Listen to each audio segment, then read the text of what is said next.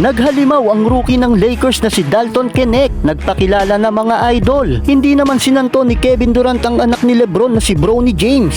LA Lakers laban sa Phoenix Suns. Second to the last preseason game na ng Lakers, habang last preseason game naman ito ng Phoenix Suns. Well, maganda ang naging laban sa pagitan ng Suns at Lakers. Sa katunayan ay umabot pa sa overtime ang kanilang bakbakan. First period, sagutan agad sila ng opensa. Buong first half, naging dikitan lang ang laban, kung saan na hindi rin lumalayo ang kanilang talaan. Pagdating ng second half, dito na kumamada ang rookie ng Lakers na si Dalton Knecht. Sa third frame nang magsimula siyang mag-init, isang tres ang kanyang binitawan. Pagdating ng fourth quarter, hindi naman sinanto ni KD itong si Bronny. Gusto pang butatain mga idol. Dito rin unti-unti nang nagpakilala ang rookie na si Dalton Knecht. Sa quarter na ito ay nag-init na ang kanyang mga kamay. Tatlong magkakasunod na tres ang kanyang pinakawalan mga idol. Kaya napuwersa pa nila sa overtime ang laban.